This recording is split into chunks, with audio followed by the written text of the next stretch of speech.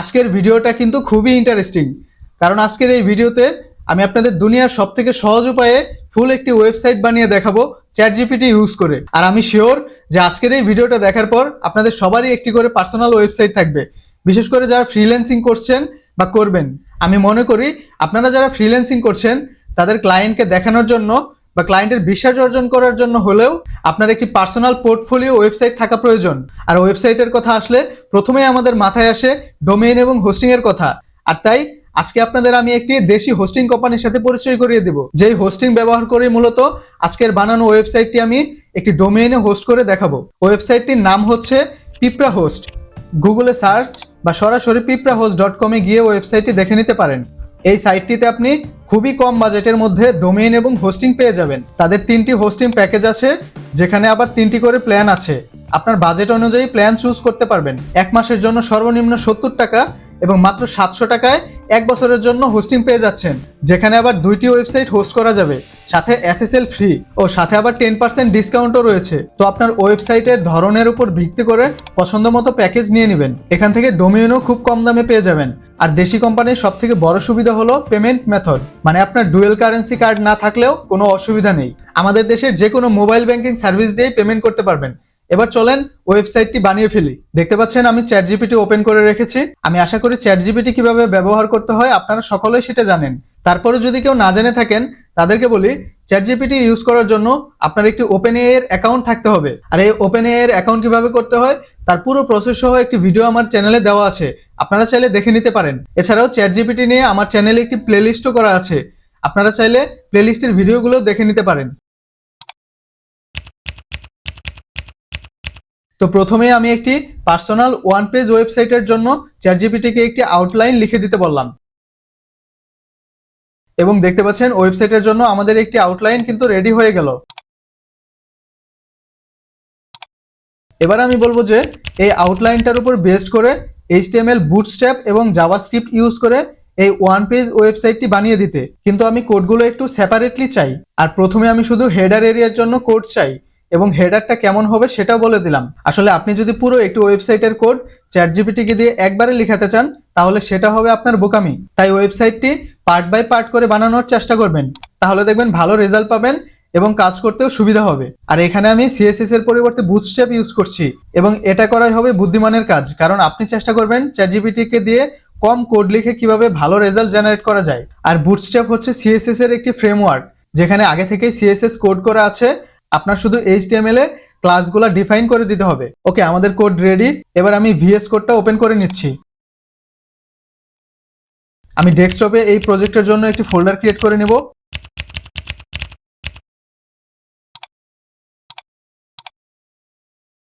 এবার এটাকে ভিজুয়াল স্টুডিওতে ওপেন করে নিলাম। এবার এই ফোল্ডারটিতে একটি এইচটিএমএল ফাইল ক্রিয়েট করে নেব।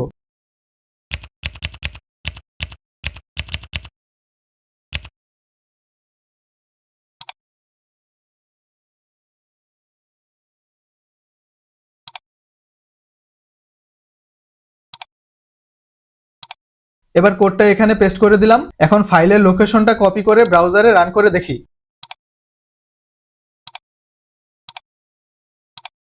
দেখতে পাচ্ছেন এই হচ্ছে ওয়েবসাইটের হেডার। ঠিক যেভাবে বলে দিয়েছিলাম সেভাবেই কিন্তু হয়েছে। এখানে শুধু লোগো ইমেজটা মিসিং, তাই এমন দেখাচ্ছে। তো আমি একটি ডেমো লোগো গুগল থেকে ডাউনলোড করে লোগোতে দিয়ে দেব।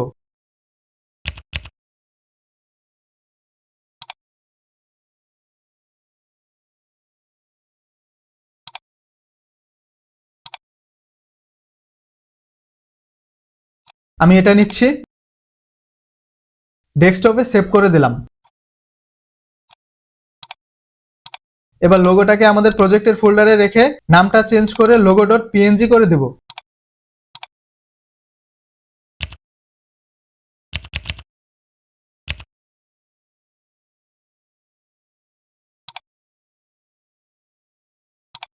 দেখতে পাচ্ছেন লোগোটা কিন্তু চলে আসছে। এবার লোগোর সাইজটা একটু অ্যাডজাস্ট করে নিতে হবে।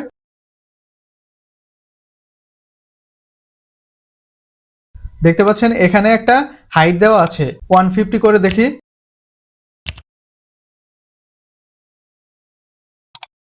বেশি বড় হয়ে গিয়েছে, 90 করলাম। এবার মোটামুটি চলে। এবার একটু দেখি যে মোবাইলের জন্য ঠিক আছে কিনা, এবং দেখতে পাচ্ছেন পারফেক্ট হয়েছে এবং এটা কিন্তু পুরোপুরি রেসপন্সিভ।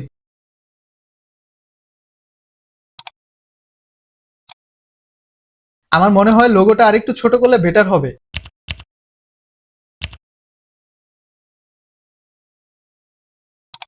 ওকে, এবার চলেন বাকি সেকশনগুলো করে ফেলি। যেহেতু এটা একটি ওয়ান পেজ ওয়েবসাইট, সাথে মাত্র কয়েকটা ছোট সেকশন থাকলেই চলবে, তাই আমি বাকি সেকশনের জন্য একবারে কোড লিখে দিতে বলবো।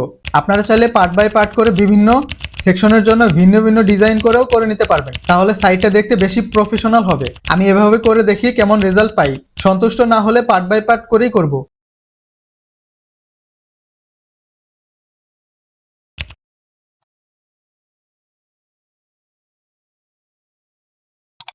থেমে গেলে কন্টিনিউ দিয়ে দেবেন।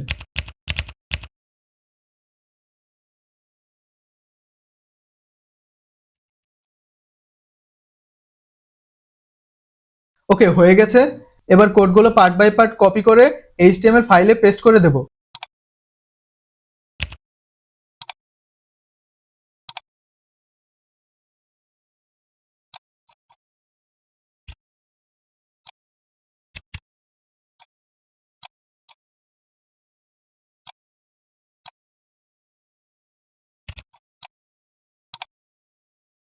এখানে দেখতে পাচ্ছেন ডিপটা ক্লোজ করে দিতে হবে যেহেতু মিসিং আছে।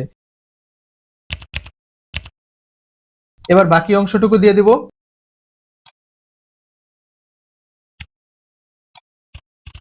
লাস্টলি হচ্ছে বডি এবং এইচটিএমএল এর এন্ডিং।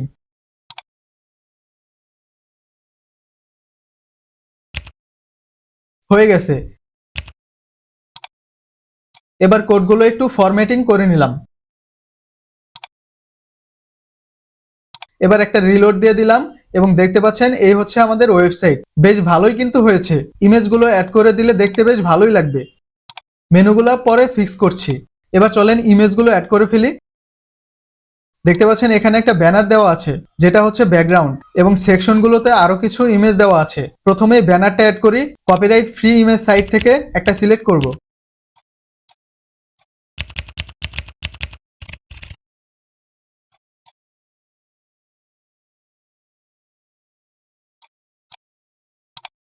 আমি এই ইমেজটা সিলেক্ট করলাম।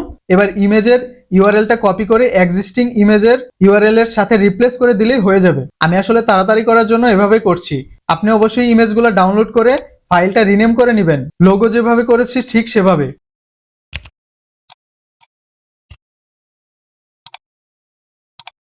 দেখতে পাচ্ছেন ব্যাকগ্রাউন্ডটা অ্যাড হয়ে গেছে। এবার চলেন একইভাবে বাকি ইমেজগুলোও অ্যাড করে ফেলি। এরপর মেনুটা চ্যাটজিপিটি দিয়ে ফিক্স করব।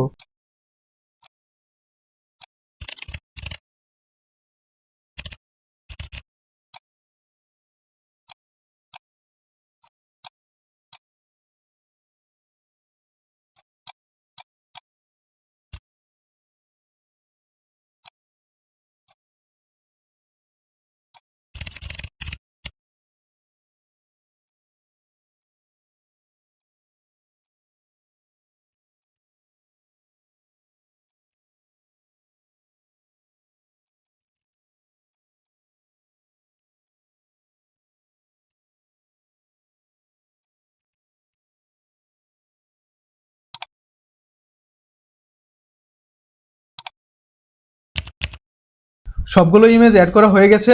এবার কিন্তু দেখতে আগের থেকে একটু ভালো লাগছে, তবে সেকশনগুলো একটা আরেকটার সাথে লেগে আছে। ইন্সপেক্ট করলে দেখতে পাচ্ছেন যে সবগুলো সেকশনে একটি কমন ক্লাস আছে, কন্টেইনার। এর উপরে এবং নিচে একটা প্যাডিং দিলেই হয়ে যাবে। দেখি কত প্যাডিং দেওয়া যায়।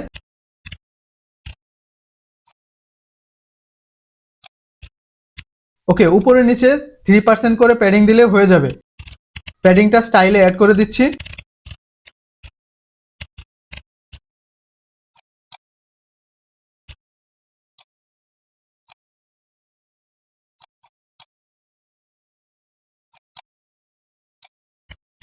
ফুটারেও সেম প্যাডিংটাই দিয়ে দিলাম। এবার কিন্তু সাইটটা দেখতে বেশ ভালোই লাগছে। মানে চ্যাটজিপিটি দিয়ে এভাবে সাইট বানালে আপনাকে মাঝে মধ্যে একটু ঘষা মাজা করে ঠিকঠাক করে নেওয়ার প্রয়োজন হতে পারে। আবার মাঝে মধ্যে দেখবেন যে কিছুই করা লাগবে না, সবকিছু এমনিতেই পারফেক্ট হয়ে যাবে। এবার চলেন দেখি যে এই মেনুগুলো কিভাবে ঠিক করতে পারি। ওয়ান পেজ ওয়েবসাইটের ক্ষেত্রে আপনারা জানেন যে মেনুতে ক্লিক করলে সেই মেনুর সেকশনে স্মুথলি স্ক্রল হয়ে অটোমেটিক চলে যায়, কিন্তু এই ওয়েবসাইটে সেটা হচ্ছে না।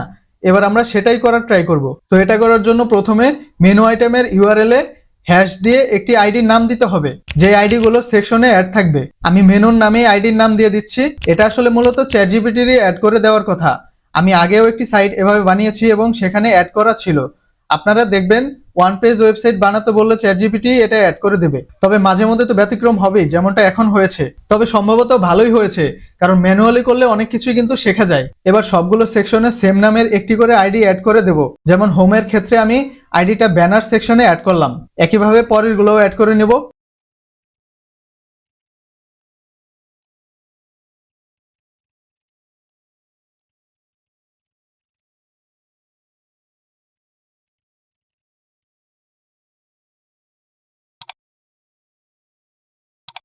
এবার দেখেন আমি অ্যাবাউটে ক্লিক করায় অ্যাবাউট সেকশনে চলে আসলো।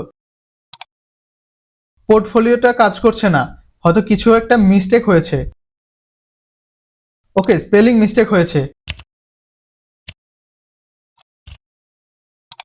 এবার ঠিক আছে। তবে আমি চাচ্ছি যে মেনুতে ক্লিক করার পর স্মুথলি স্ক্রল করে সেই সেকশনে চলে যাবে। তো এই কাজটি মূলত জাভাস্ক্রিপ্ট ইউজ করে করতে হবে। তো চলেন দেখি চ্যাটজিপিটি দিয়ে কিভাবে এই কাজের জন্য জাভাস্ক্রিপ্ট কোডটা লেখানো যায়। আপনি জাস্ট সিম্পলি ন্যাব মেনু এরিয়াটা কপি করবেন।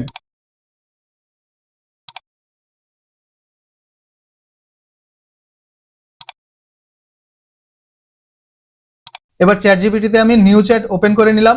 মানে আপনি এই কাজটি যে কোনো প্রজেক্টের জন্য কিভাবে করতে পারবেন সেটাই আমি দেখাচ্ছি। এবার কোডটা পেস্ট করে দিয়ে নিচে বলে দিবেন যে এই এইচটিএমএল এর জন্য জাভাস্ক্রিপ্ট ইউজ করে স্মুথ স্ক্রল ফিচারটা অ্যাড করে দিতে।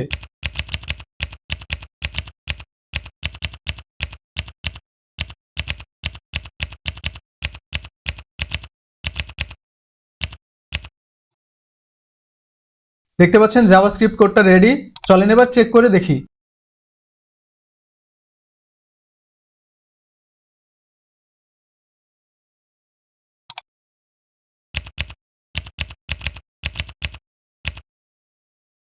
কোডটা আমি বডি শেষ হওয়ার ঠিক উপরেই অ্যাড করে দিলাম। এবার ব্রাউজারটা রিলোড দিয়ে দেখি এবং বাকিটুকু তো দেখতেই পাচ্ছেন স্মুথ স্ক্রলিং ফিচারটা স্মুথলি কাজ করছে। এবং সেই সাথে আমাদের প্রজেক্টটা হোস্টিং এ ট্রান্সফার করার জন্য রেডি। শুধু মেনু বার থেকে ব্লগ আইটেমটা বাদ দিয়ে দিতে হবে, যেহেতু ব্লগ নামের কোনো সেকশন ওয়েবসাইটে নেই। এবং এরপর মেনু বারের পজিশনটা একটু ফিক্স করে দিব, যেহেতু এটা ওয়ান পেজ ওয়েবসাইট।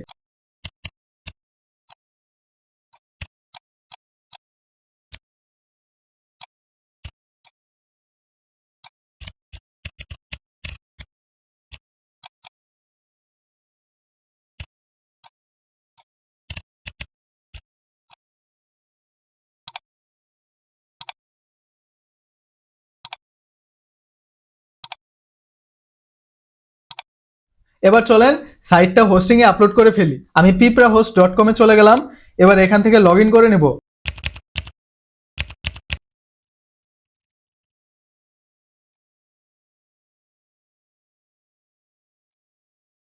এবার সি প্যানেলে চলে যাব।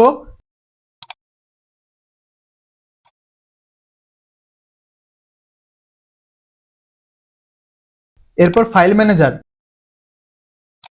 আমি এই ডোমেইনটাতে ওয়েবসাইটটা আপলোড করব। পাবলিক এইচটিএমএল এর ভিতরে যা ছিল সব ডিলিট করে দিলাম। এবার আপলোড করার জন্য প্রজেক্ট ফাইলগুলো কম্প্রেস করে নেব।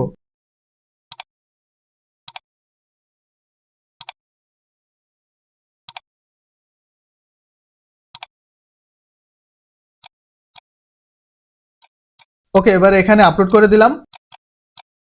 এবার ফাইলটা আনজিপ করে অপ্রয়োজনীয় ফাইলগুলো ডিলিট করে দিলাম। এখানে অবশ্যই এইচটিএমএল ফাইলের ফাইল নেমটা কিন্তু ইন্ডেক্স হতে হবে। আমাদের কাজ শেষ। এবার চলেন ডোমেইনটা চেক করে দেখি। এবং দেখতে পাচ্ছেন সবকিছুই কিন্তু ঠিকঠাক।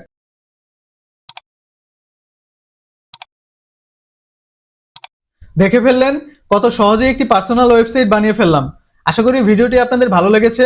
ভালো লাগলে অবশ্যই একটি লাইক দেবেন, আমাদের ফেসবুক পেজটা একটা ফলো দিয়ে রাখবেন এবং চ্যানেলটা সাবস্ক্রাইব করে না থাকলে অবশ্যই একটা সাবস্ক্রাইব করে রাখবেন। আজকের মতো এখানেই শেষ করছি। আপনাদের সাথে আমার আবার দেখা হবে পরের কোনো ভিডিওতে। সবাই ভালো থাকবেন।